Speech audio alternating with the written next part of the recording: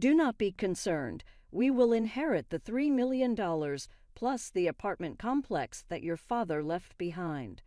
My brother's wife, Cathy, said with assurance and what appeared to be excitement. In front of the picture of my deceased father, she grinned. She appeared to be the epitome of evil, but she was seriously misinformed. I would wait patiently till the misunderstanding was straightened up. I could not let whatever my father left end up in the hands of that kind of person. "I am Emma. I'm a 45-year-old single lady." "Hey, Emma, could you do a final check on the blueprint that's due tomorrow?" "Sure, Dad."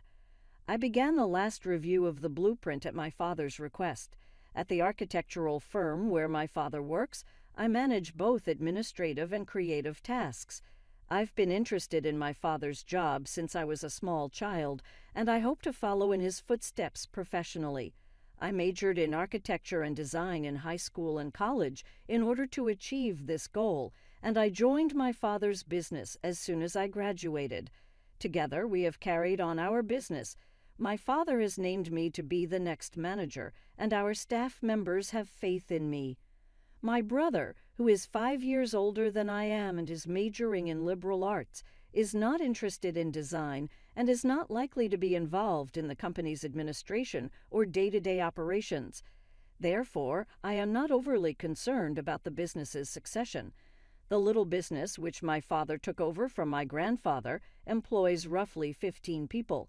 That's my resolution, to love and expand our company going forward. "I'm done with all my work, Dad. I'm going home to get dinner ready." "Thank you and good job for today." My father usually insisted on workers leaving on time unless an exceptional circumstance arose. That particular day, as 6 o'clock rolled around, the majority of the crew had already left for their homes, leaving just my father and myself at work. He would work late into the night every day and would always advise managers to work hard and not slack off. Although my father was celebrating his 75th birthday that year, I have always respected him for it. He was becoming older, and I hoped he wouldn't take on too much work. When they got home, the house was completely dark. It's only my father and me now because my mother passed away in an accident while I was in my 20s. I heard the door open just as I turned on the light and got ready to make dinner. "Oh, Emma, are you here?" It was my brother's wife, Cathy's voice. When supper time arrived, I pondered what she required. "What brings you here so late?" "You don't matter to me." "Where is your father?" Cathy said some harsh comments, but I honestly didn't have any affection for her. It appeared that she hadn't felt particularly fond of me since before she wed my brother. "Leave your folks behind and lead an untidy life," she would frequently advise. "Don't expect to rely on us when you get older." Arguing is useless, but I live on my own without my father's support and don't plan to approach my brother and his wife for assistance when I'm elderly. I may say everything I want, but she never listens. "You're not dependent while you have a job thanks to your father's business," she said, launching into another tirade. "No one can foresee the future. You should start saving for retirement early as you get older." She would always be critical of me whenever she got the chance. I learned from our conversation that it is pointless to converse with someone who holds grudges against me. I've made every effort not to get close to her since. My brother's wife was born in his 40s, therefore they haven't had kids yet. "You're a burden to society because you can't have even one child," she said with such arrogance. I never actually said that to her, but it certainly applies to her. That's because, according to my brother, Cathy had a medical condition in the past and is unable to conceive. As a result, please stay away from that subject. I am aware that there are two types of people: those who can wish for children but have chosen not to have them, and those who are unable to have children despite wanting them. Even so, I was unable to understand my brother's decision to wed her. I felt like there were always questions hovering over my head at that point. How I hated them, oh. "When will your dad be returning home?" "He's probably going to get home late tonight. He promised to visit the apartment first." "That apartment?" With a cunning smile, Cathy said. My father originally inherited that apartment from his grandfather. As it were, we had given it away. Dad continued to treasure it as a possession he inherited from my dad and visited it frequently. He even actively participated in the weeding and cleaning that the property management business often undertook. Hearing that Dad wouldn't be returning anytime soon seemed to please the residents of the house, so Cathy hurriedly packed up her belongings and started getting ready to depart. What would her actual goal be? Remember to inform your dad that I stopped by to see how he's doing. Remember not to forget. Cathy gave me these directions, looked around the home, and walked out. Cathy came over Dad. I'm curious as to her desires. I'm not sure. She visited me earlier while I was by myself, but she merely sat there and did nothing. Really, I'm relieved that I wasn't at home. With a sardonic smirk, my dad said, Dad and I were both unable to understand her genuine motivations. She is a little strange, so perhaps her motivations are beyond the comprehension of the average person, but it doesn't really bother me. Emma, I had a great meal today, too. I am constantly appreciative. With unusual gratitude, Father said. What's wrong with you now? It seems strange, I said in jest, to which my dad laughed. You've grown so dependable, Emma. Perhaps it is time for me to step down. What topic are you discussing? Dad, I still have a lot to learn from you. Is that accurate? I suppose I'll take a bath and go to bed now. Good night. Good night. A week later, he suddenly collapsed at work. At the time, I was in a meeting at a client's office and received an urgent call from a colleague. Emma, the boss. My father is unconscious. He was rushed to the hospital. I immediately wrapped up my work and headed to the hospital, called my brother right away, and then contacted Cathy. My brother promised to come to the hospital quickly, but Cathy's response was, do I need to go there? You're there, aren't you, Emma? What to have such a reaction when your father-in-law is in critical condition? However, it was pointless to argue now. I tried to remain calm and persuade her. Actually, Dad's condition is quite critical. At least come to say goodbye. You used to visit my father often, didn't you? But an unexpected response came back. Yeah, I was just trying to be in his good books, hoping to get some information about the inheritance. Hearing Cathy say that so nonchalantly, I was speechless. I'm not good with hospitals, and if there's a funeral, I need to get my hair and nails done. I don't have time to go to the hospital. Her utterly impossible attitude was brimming with vitality. This person is simply no good. Understood then, never mind. I couldn't contain my anger and raised my voice. I hoped this outrage would make her reflect, even if just a little, but the response that came back was, "Contact me after he passes away. I'm busy too." Her dismissive tone increased my anger toward her. She was more than just an unpleasant person. Being legally recognized as family and sisters with such a person was unbearable. 2 hours after that call, my father passed away quietly. He was 75 years old. We immediately began arranging the wake and the funeral. There wasn't even time for the family to mourn due to the rush of various preparations. Despite this, my brother, who should be fulfilling his duty as the chief mourner, seemed emotionally detached. Emma, did Dad have any special illness? His passing seemed so sudden. What exactly does the chief mourner do? Do you know? Wait, I have to give a speech. That's such a hassle. At 50 years old, my brother was failing to fulfill his role as the chief mourner. I was angered by his nonchalant remarks, but I was even more astonished by Cathy's attitude. Why should I, as the wife of the eldest son, have to step forward? I hate troublesome things. You do it. With that, she immediately disappeared to the back. I was also scrambling with greeting the attendees, detailed meetings with the funeral home, and interactions with the company. In the midst of all this business, her indifference was unbearable. I could understand feeling inconvenienced since he wasn't her own parent, but such an attitude was inexcusable. My anger turned to sadness. Well, Cathy has her own difficulties, too. Emma, please handle her part as well. My brother was always taking Cathy's side. Does he even know the rude things his wife has said? Those words nearly escaped my lips, but I felt it was futile to inform my ineffectual brother of the reality. In the end, I ignored my brother and his wife and focused on fulfilling my duties. With the help of relatives, we managed to complete the funeral without incident. It was during the first 7 days of mourning when the relatives gathered again, sharing drinks. He passed away without suffering, so he must be content now. The one who spoke to me was my father's younger sister, my aunt, who was 15 years his junior. Still young at 60 to me, my aunt was like a sister with whom I could talk about anything despite our age difference.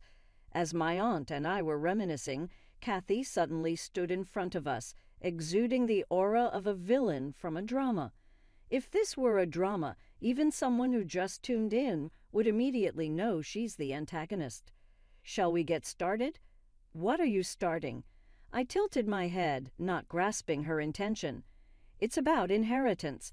My husband is the eldest son, so the $3 million inheritance and that apartment are rightfully ours. I checked the bank book the other day. My aunt and I were surprised by this abrupt talk of inheritance, exchanging glances. How did she check the bank book, which was securely locked away in the depth of a safe? We were at a loss for words. Cathy, presuming to control the situation, confidently continued, "You have the company in this house, don't you? What more could you want?" Before I could explain, she unilaterally pushed on with her agenda. Next to her, my brother, as if uninterested, simply kept drinking silently. "Maybe I'll raise the apartment rent a bit. If the rental income increases, our life will be easier. Or maybe we could rebuild it. Your dad really left us a valuable inheritance." Her loud voice echoed, and the relatives fell into a hush. Silence. But then someone couldn't suppress a laugh. One uncontrollable laugh spread to others, who began to look down, covering their faces with handkerchiefs. Then my aunt whispered to me, "Is she joking? If you have something to say, speak up." Cathy glared at my aunt with her arms crossed, looking imperious. My aunt and I could only offer a wry smile.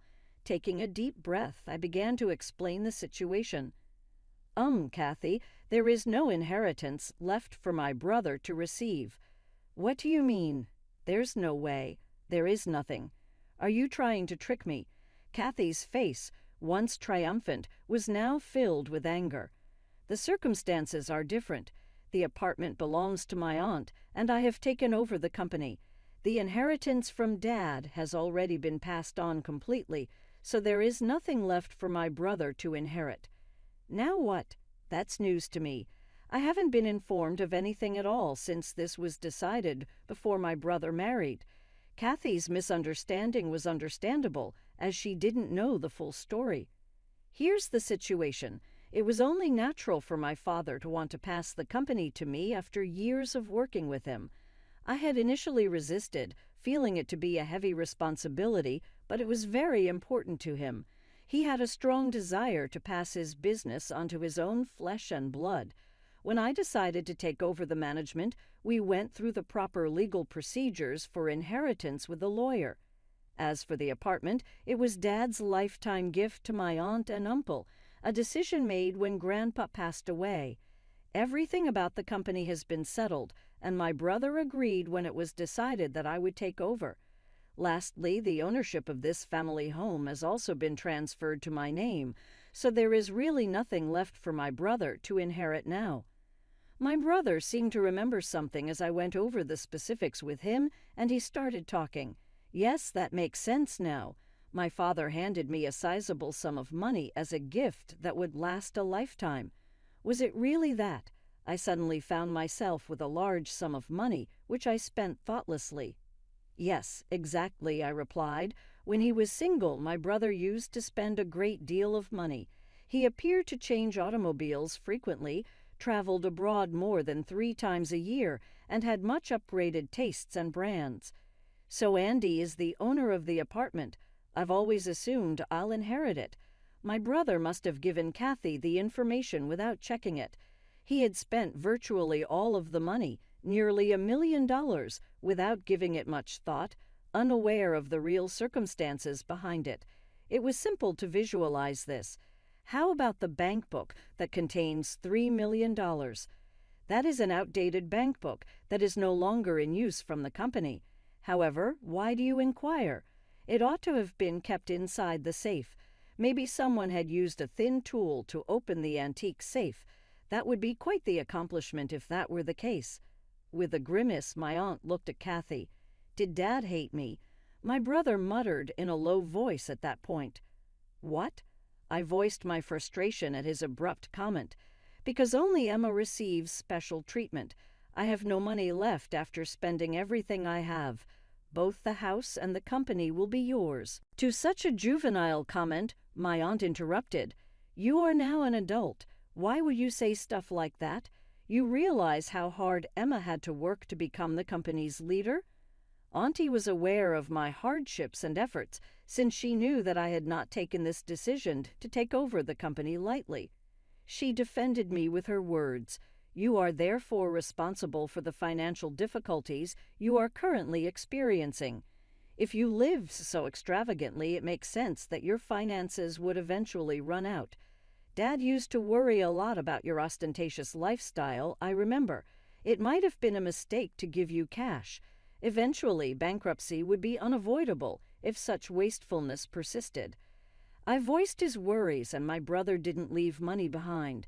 He spent the lifetime present from Dad in a matter of years. In a way, this is a lesson from Dad. Luxury should come from money gained through one's own labor, not from money that just shows up. My brother hung his head after taking my harsh advice, but Cathy was not persuaded. I've never come across anything similar.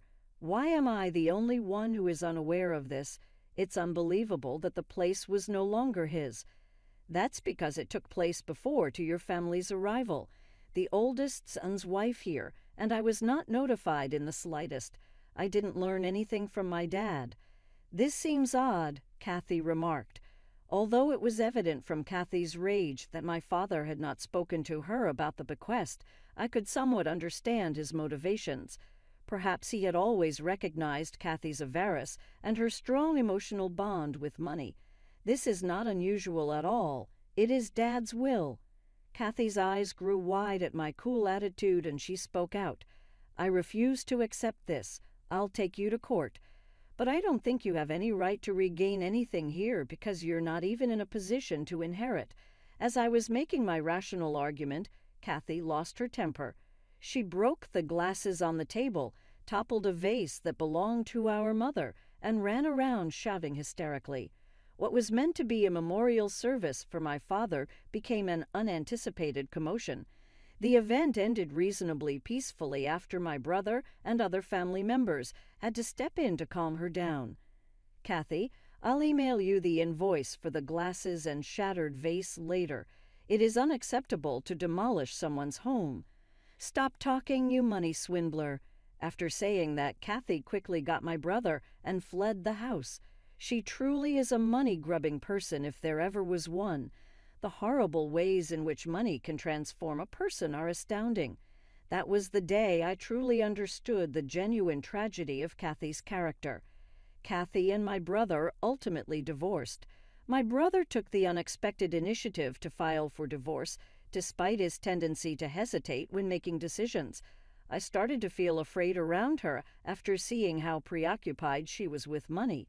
My brother, looking pale as if he had lost all visible wealth, pondered what may have happened to him if he had stayed with Cathy. Housewife Cathy said she wouldn't be able to handle being divorced. However, we later learned something about her. Before we were married, Cathy actually had a criminal record for marriage fraud. She shockingly consented to it without hesitation when I brought that up to the attorney and filed for divorce. When I found out about her surprising past, I was stunned. Nonetheless, it might not come as a surprise that she had some problems given her strange obsession with money. Sincerely speaking, I'm glad that the family's relationship with this individual has ended. However, I can't help but be concerned about my brother's imprudence. Being his sister, I'm worried. Boss, Emma, you have a visitor. An employee called and I got up. You don't have to start addressing me as your boss. Although the title still makes me feel a little awkward, I understand how seriously I must take my duty to safeguard this business and its workers. The CEO is in charge, correct? Everybody is anticipating the next paycheck. The joke made by another colleague makes me smile. You guys genuinely enjoy your jokes. Being acknowledged as their leader makes me pleased. I promise to protect this company, Dad. I give the guest my business card, which reads President and CEO, with that resolution in my heart.